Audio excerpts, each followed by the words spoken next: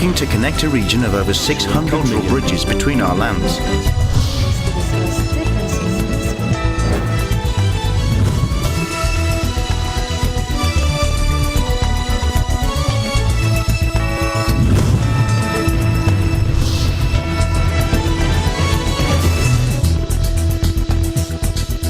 Good evening, I'm Alma Angeles and you're watching ASEAN in Focus on tonight's headlines.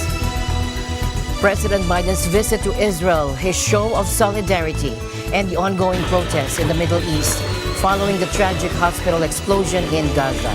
We'll also examine new images of the strike in Gaza and President Biden's support for Israel's assertion that it wasn't responsible.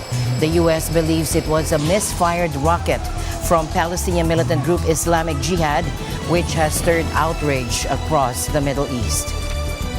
Additionally, we bring you the latest on President Marcos Jr.'s journey to Saudi Arabia, where he is participating in an inaugural summit between Southeast Asian leaders and Gulf states, addressing energy and food security in the region. Furthermore, the Pentagon's release of over a dozen videos highlights provocative encounters with Chinese fighter jets and U.S. military planes within international airspace. The United States has accused China of engaging in risky and reckless maneuvers with Chinese aircraft flying as close as 15 feet from American planes.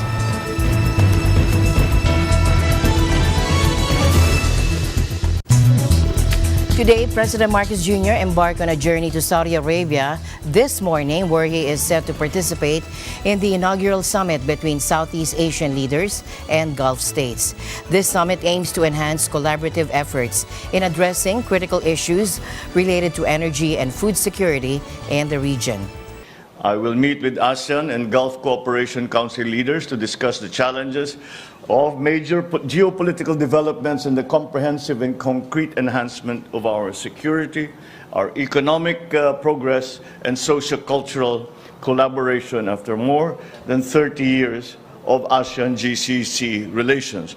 I would like to point out that this is a particularly important conference because this is the first interaction between ASEAN and the GCC, both of whom are very vibrant regions in terms of economic development for the globe. And that is why the Philippines needs to be part of that discussion. It gives us, the Philippines, a unique opportunity to advance our priorities in ASEAN under the ASEAN-GCC framework, while forging closer cooperation between the two dynamic regional organizations. This summit will serve as an important platform for the Philippines to highlight the need for cooperation in energy and food security, logistics, supply chains, digital information, the free flow of goods, people, and services, as well as the enhancement and protection of the rights, of course, of our overseas workers. We will emphasize our advocacy for a rules-based international order to maintain peace and security, stability in our regions.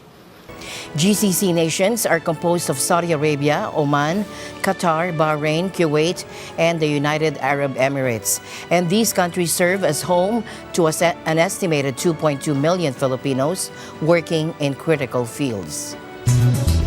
In the meantime, President Marcos Jr. also announced that the Maharlika Investment Fund is set to become operational by the end of this year, despite the temporary suspension of its implementation. Because one of the important aspects of this trip will be for us to introduce the Maharlika Investment Fund to the rest of the world, and certainly more specifically to the Middle Eastern countries. I was a bit alarmed by the news reports early this morning that I read in the newspapers that we have put the Maharlika Fund on hold. Quite the contrary. We are, the organization of the Maharlika Fund proceeds apace.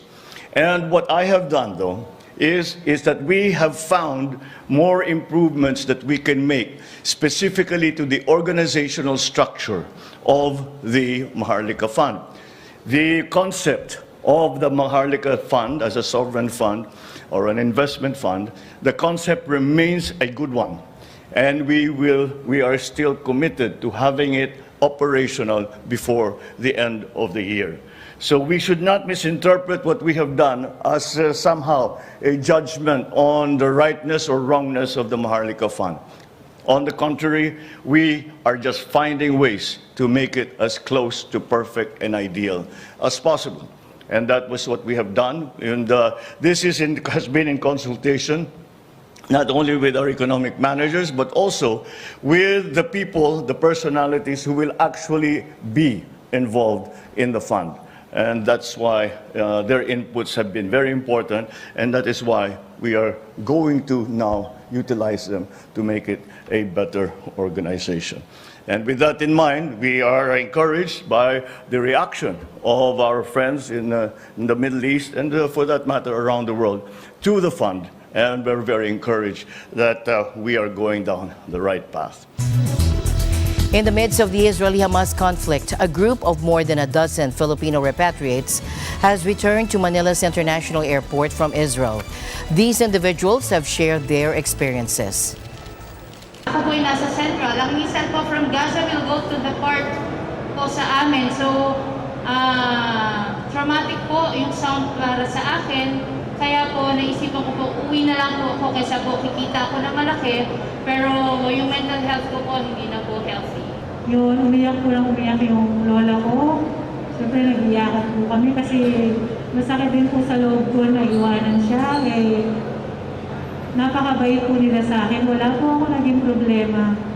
From day one sa kanila, lahat po ng pangangailangan ko, binigay nila. Napaka-generous po nila. Kaya ang sakit po na iwan siya. Bukod sa barilan, sabog dito, sabog doon, sirens, sabay-sabay yun. So, kinakabahan po ako, nanginginig sa takot. Nag-message na po ako sa family ko na, anak, mahal na mahal po kayo, ingatan niyo yung sarili niyo. Huwag niyong isipin si mama. Sa amin po, medyo okay naman po sa Haifa kasi medyo malayo po kami sa border. Pero ang nakakatakot lang doon yung mga pumasok na mga militante kasi siyempre hindi mo naman sila mukhaan kasi pare-parehas naman sila. Kaya yun ang nakakatakot kasi yung sinasabi nila na intifada na kung sino-sino lang na lang sasaksakan nila. Yun ang nakakatakot doon. Hindi na po naging normal po yung takot po kasi na baka makarating sa amin yung mga Hamas. Kasi hindi ko po alam kung anong pwede pong mangyari. Na baka lumala o para makauwi na po ako kasi single parent po ako. Nangangamba po ako sa mga anak ko. Saka para po kung sakali, hindi mahirapan ng gobyerno na mag-repatriate ng sabay-sabay ng mga Filipino po doon. May narinig po kaming bomba, tapos nagsirena po agad. So, yun po, may dala-dala po akong baby. So, tatakbo kami sa bomb shelter. Yan po, kaya, mga past years, nararanasan ko naman po yun, pero hindi siya ganun katindi. Pero ngayon po na may baby din po ako, yun po yung medyo scary po para sa akin po.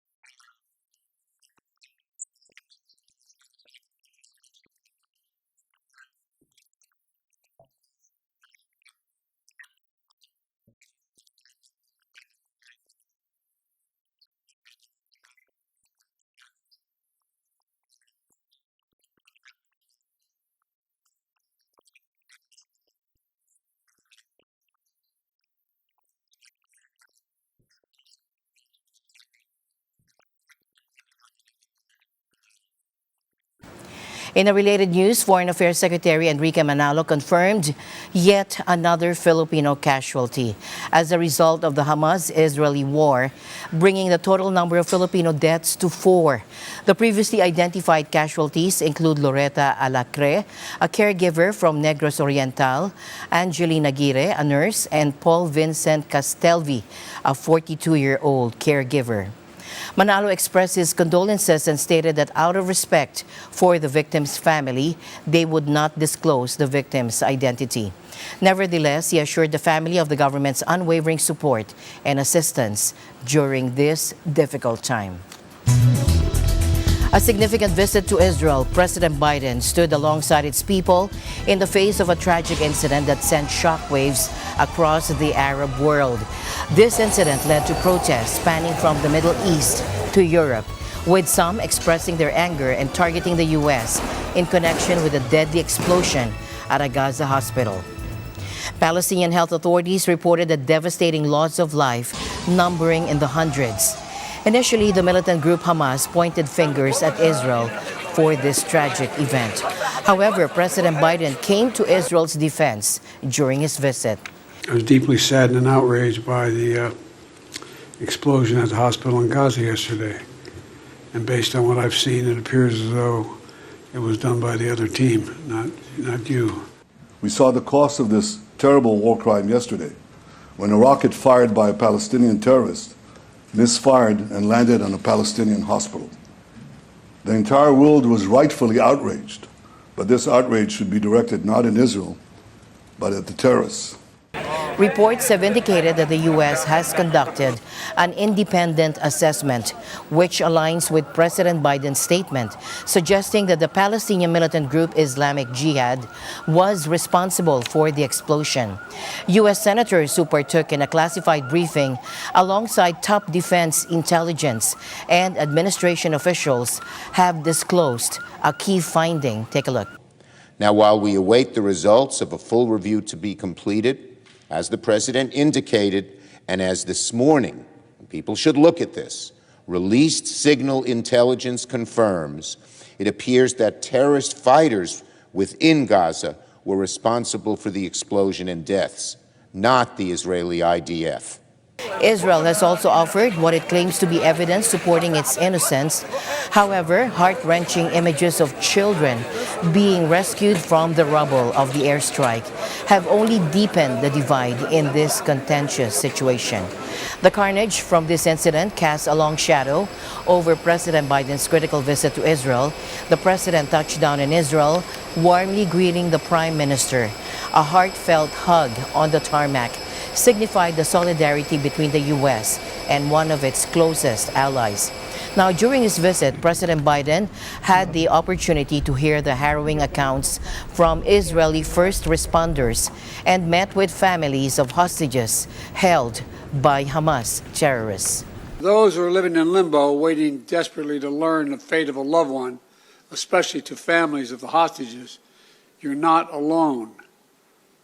We're working with partners throughout the region, pursuing every avenue to bring home those who are being held captive by Hamas. I can't speak publicly about all the details, but let me assure you, for me, as the American president, there's no higher priority than the release and safe return of all these hostages. Less than 2 hours after the departure of U.S. President Joe Biden, air raid sirens blared in the heart of Tel Aviv.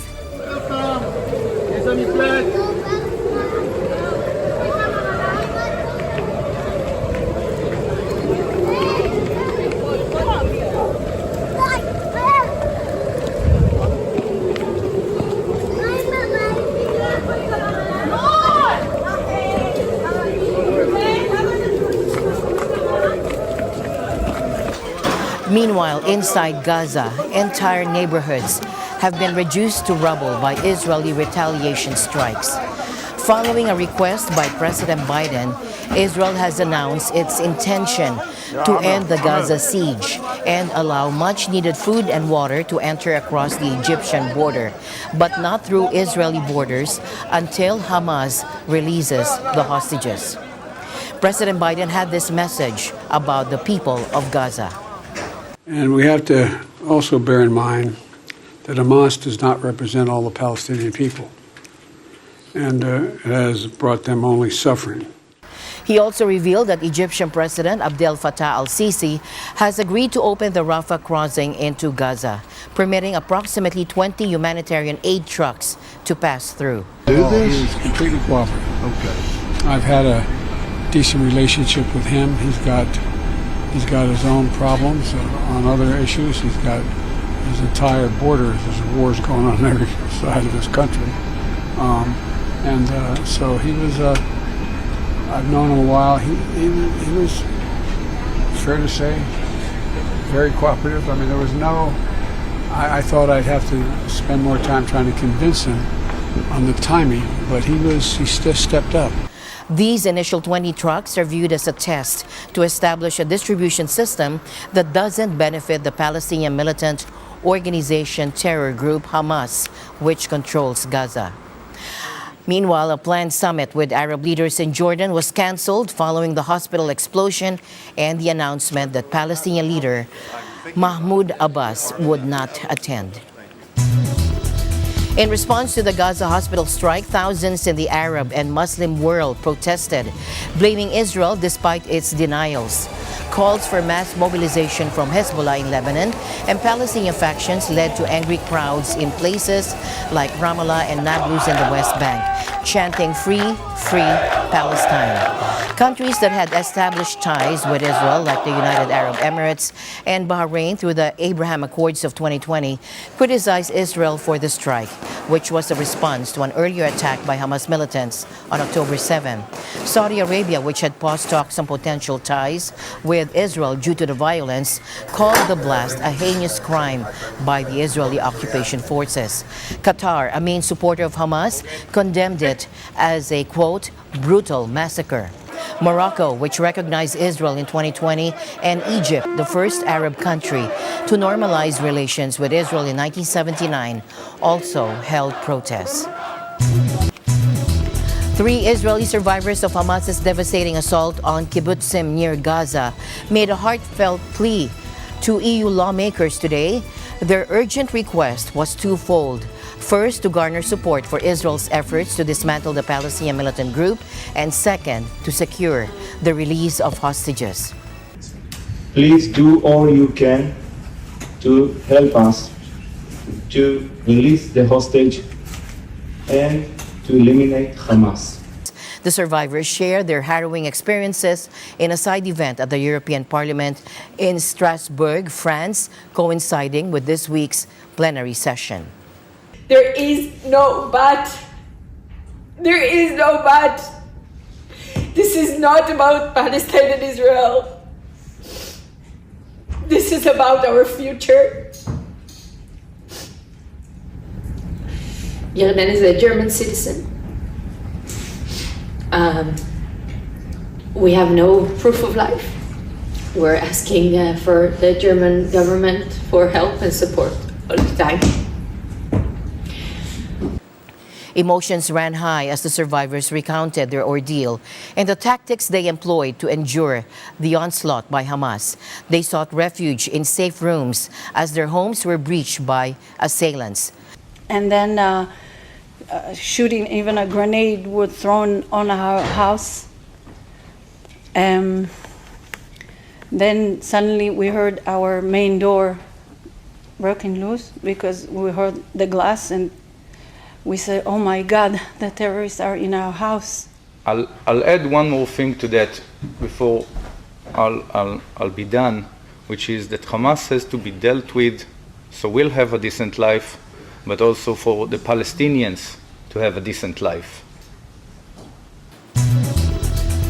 To other news tonight, the Pentagon has made public over a dozen videos showcasing instances of Chinese fighter jets engaging in provocative behavior towards U.S. military planes within international airspace.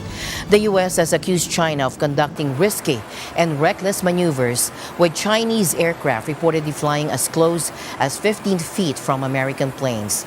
According to the Pentagon, this has occurred on 180 occasions since 2021, a significantly higher number than the total incidents recorded over the preceding decade.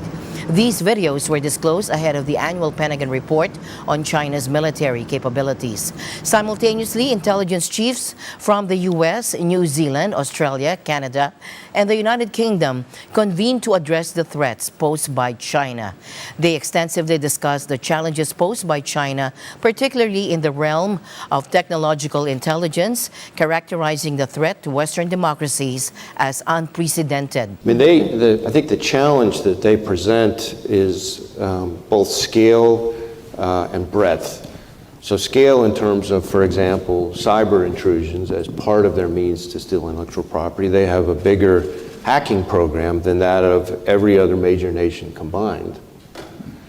Combine that with human intelligence operations, which include not just traditional spies engaged in stealing trade secrets from private businesses and research institutions, but also tasking all sorts of non-traditional collectors and recruiting insiders inside businesses and other institutions. And then layered on top of that, in the private sector in particular, seemingly innocuous joint ventures, investments, other kinds of transactions which are designed to facilitate or enable the threat. So part of what makes it so challenging is all of those tools deployed in tandem at a scale that the likes of which we've never seen. They've been able to raise awareness about the nature of the threat. So my agency a couple of weeks ago released our annual threat assessment, which looked at the full spectrum of threats facing New Zealand, but one that we identified and called out was this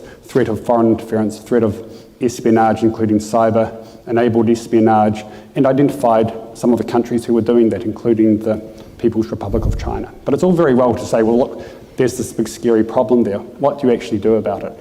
And key to that has been able to share best practice. How do you go about mitigating those threats? And between our agencies, we've got a lot of knowledge, and one of the things that is a feature of this summit is releasing some principles to help better inform innovators around the types of threats we face and what they can do about it. But that's only half of the equation. The other part of it is organisations like ours engaging with the private sector, because not only will you be seeing things that we don't see, you'll have ideas on how to mitigate it. So for us, the key thing is awareness, having your eyes open, and being able to share that best practice to manage the threat. As my usual habit, I'd like to end the day on a positive note. Let's encourage and build each other up so that no one is left behind.